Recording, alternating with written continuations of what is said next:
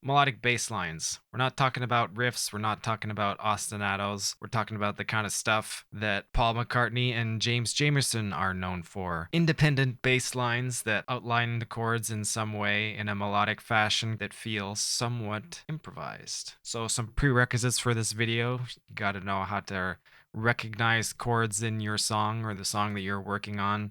Got to know how to spell them, what notes are in them, and you also got to know what scales go with those chords or with those key centers that you're working in. So if you don't know that, this video might not be that helpful for you, but let me know if I should make a video about that in the future. So in this video, I'm going to be keeping the rhythm as consistent as I can from example to example so that we can somewhat eliminate that variable. The rhythm will be very context dependent based on the lead melody and also what the other instruments are doing in your song.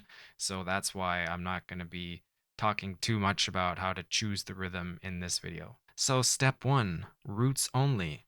So we're going to be using the song Skulina, which has already appeared on this channel. So I've turned off a lot of the other instruments so that the bass comes through really clearly, but I've left the piano. So it's easy to hear the chords that the bass is supposed to be filling out. Roots only, super easy.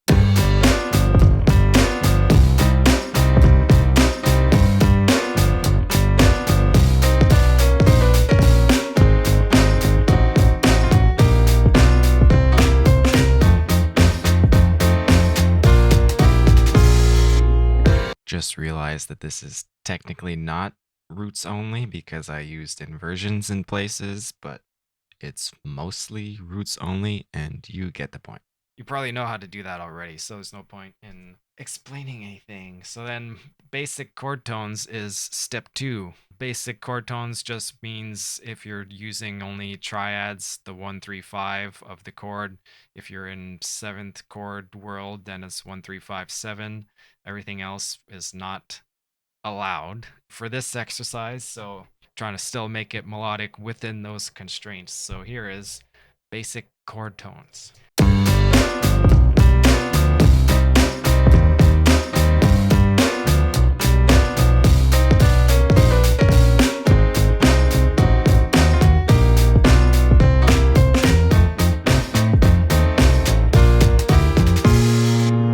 So you can hear that it's starting to get a bit more melodic. The good thing about this is that you really cannot get in anyone's way, harmonically speaking. Of course, you can get in the way by being too busy stealing the spotlight from the singer or whatever. Aside from that, it's pretty easy. So now we get to diatonic non-chord tones. So that's the rest of the notes that are in the scale. So we're basically adding the extensions, but we're not treating them as extensions. So this is the bass instrument, so we're going to be playing low. The easiest way to start this is to think of connecting chord tones with passing tones. So if you notice between 1 and 3, there's the 2. So if you want to connect those two chord tones, instead of going 1, 1, 3, 3, you can go 1, 2, 3. The passing tones will often be on the weaker beats. If you're just doing quarter notes, the passing tones can be on 2 and 4, since 1 and 3 are the strong ones. Now, the horizontal line is starting to become as important or more important than the vertical sonority is. So that means that now we're not just thinking about how does this note sound on this chord. This sentence was about to go poorly, so what I was trying to say was the horizontal line, meaning how the line relates to itself and how the line works as a melody, is starting to become as important, if not more important, than how the notes relate to the chord. That being said, the best practice is still to have strong chord tones on strong beats so that the harmony is strongly stated.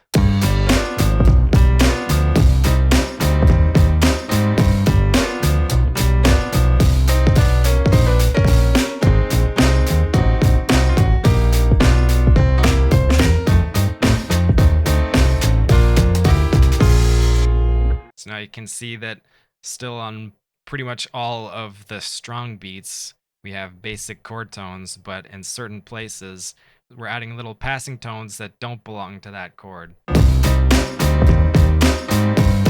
basically, we have this 1, 2, 3 motion, and then a lot of some more 1, 2, 3 type stuff in bar 5.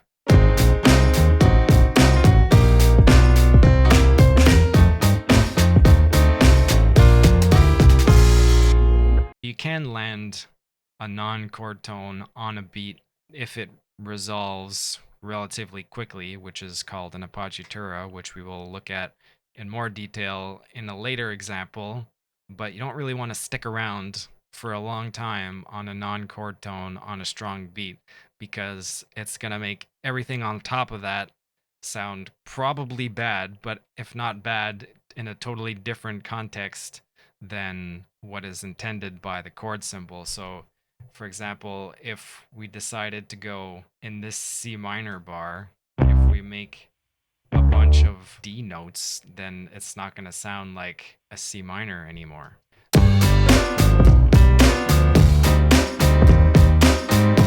See, it just sounds like a mistake at this point. Its job is to provide the roots, or at the very least, the basic chord tones on the strong beats. So, step 4, chromaticism. We started with the basic chord tones 1, 3, 5, 7.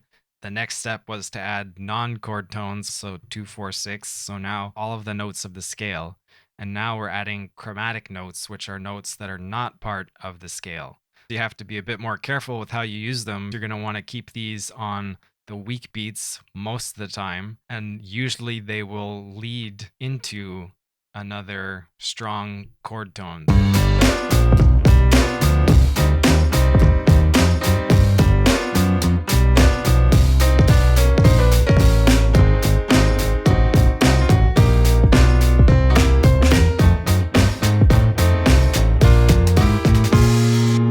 In the second bar, we can see that we have a lot of non-chord tones, and we have some chromatic ones too. So you have the F going to F sharp going to G. We're thinking of the non-chord tones as being passing tones between chord tones. You can think of the chromatic notes as being passing tones between notes of the scale. For example, in C minor, between F and G, that's a whole tone, so we have a whole tone to fill there. There's a bit of a hierarchy that develops here. Beats 1 and 3 in this case are the strongest beats. 2 is a bit less strong, so that's why we can have that non-chord tone there. And then the off beats are even weaker than that, so that's why the 2 chromatic notes are put there.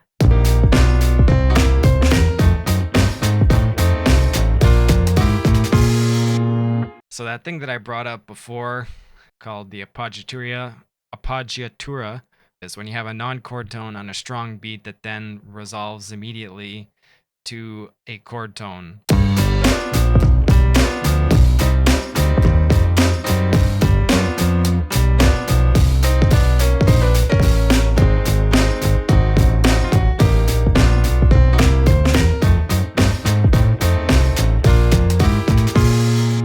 Maybe not the most appropriate thing for the context in all the places that I use them, but you can hear one at the start of bar 2.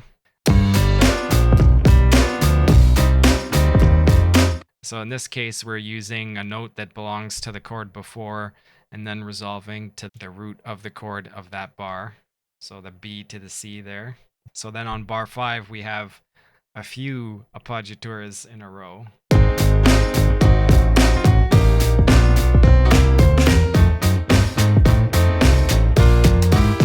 It kind of starts to sound a bit weird to me because the chords are happening quicker, especially since the chords themselves are chromatic. At this point, we kind of want a bit more clarity, but this is just to show the example of what an appoggiatura would sound like in that case.